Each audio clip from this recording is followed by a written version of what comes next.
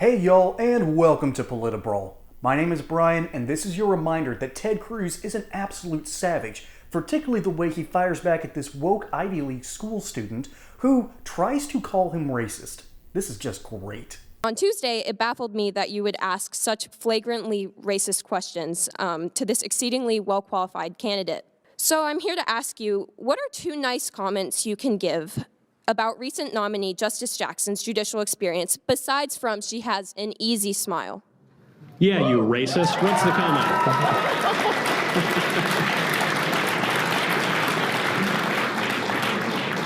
Well, let me start by thanking you for being here, and thank you for asking a substantive, important question. Thank you for engaging in a conversation. I think we all would be better off if we engage in substantive conversations. There's a lot to praise about Judge Jackson. She is very, very bright. She is very, very accomplished. She is very talented. She has an impressive and inspiring personal story. I will say, sitting listening to her opening remarks, where she described her personal story, she described her parents' journey, you had to be dead not to be inspired by that journey. And listen, I will say more broadly, if you look at the history of our country, if you look at the history of our country on race, it is absolutely inspiring to see an African-American woman serving on the Supreme Court. I will also point out that when it comes to issues of race, I think both the press and the modern left are hypocritical on this question. That they only define someone as black, or they only define someone as Hispanic, if they agree with them ideologically. So, Clarence Thomas has been on the court for decades. Clarence Thomas is a black man. The left hates him. They despise Clarence Thomas. And I'll tell you, by the way, the treatment of Clarence Thomas on the left is markedly different than, say, Antonin Scalia. Antonin Scalia was brilliant. He and Justice Thomas were every bit as conservative. And yet, the vitriol that was heaped on Clarence Thomas, nasty, racist language from the left. There was one magazine cover that showed Clarence Thomas as an Uncle Tom sitting at Scalia's feet. I think was racist and disgusting. And listen, I will say this as an Hispanic man. As an Hispanic man, Jorge Ramos went on television in Spanish and described me as a traitor to my race for daring.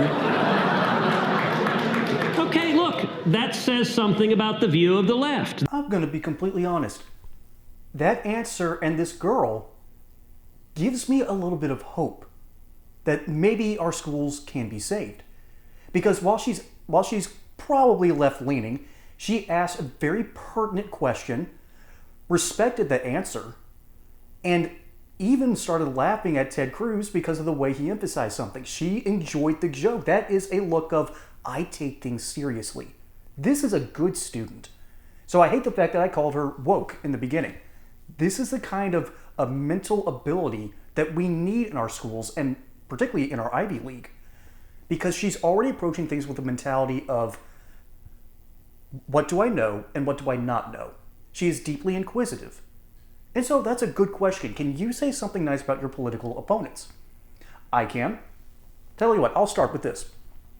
They are passionate, and I actually respect the passion, because they want to see justice in the world. Hey y'all, I just wanted to give a shout out to my friends over at Colonial Metals Group. Their experts understand exactly what they're doing with gold, silver, and other precious metals, unlike our current leadership, which is giving us rampant inflation, terrible Federal Reserve policies, a president that doesn't know what planet he's on, and of course, an out-of-control Congress that won't stop spending. We have to figure out ways to keep our wealth safe. And the best way to do that is to go over to my friends at Colonial Metals Group, because their experts can help you diversify your portfolio, and they've got an amazing offer for first-time accounts. Free gold and silver IRA accounts, insured storage for 5 years, up to $7,500 in silver delivered directly to your home, and a safe to keep all that stuff in. So go over regardless and see what they can do for you. and protect your wealth and your future today.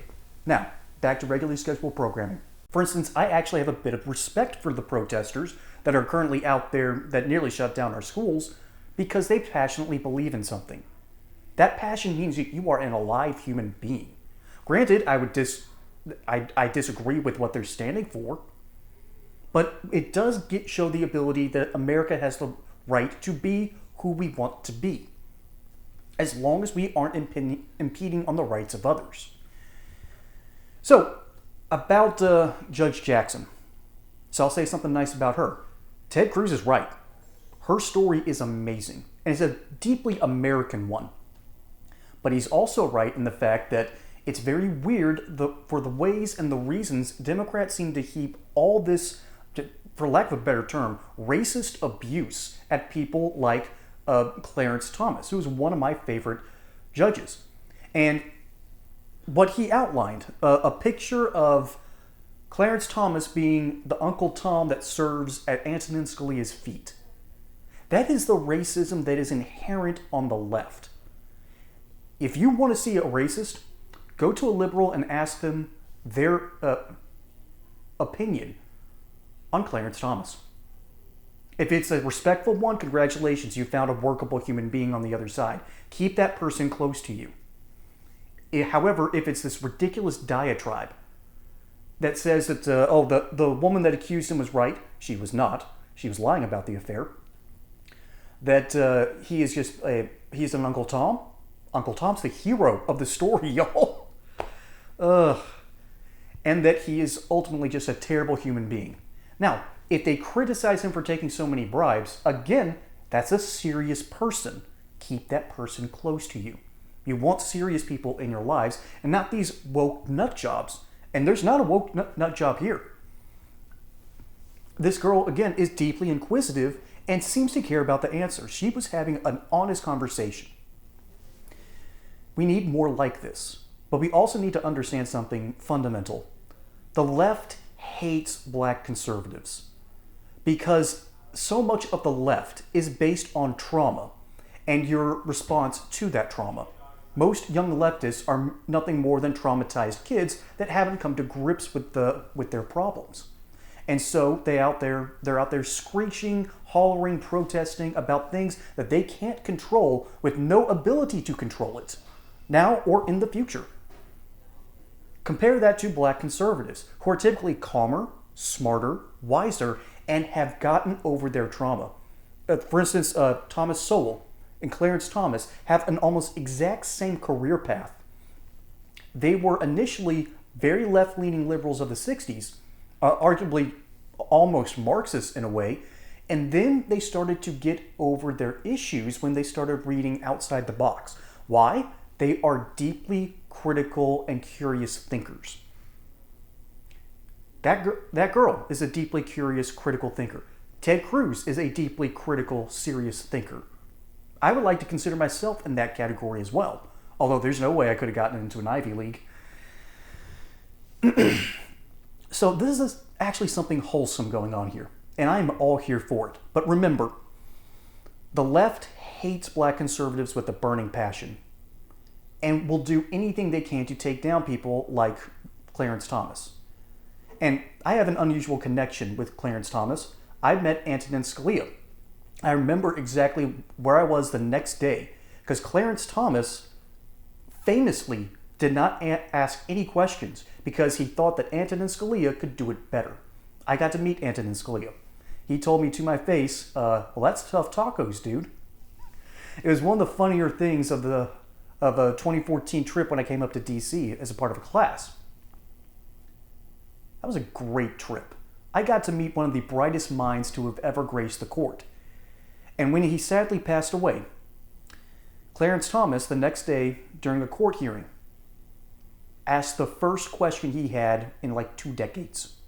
I remember exactly where I was talking about it with the intern coordinator at the Kentucky Legislative Research Commission.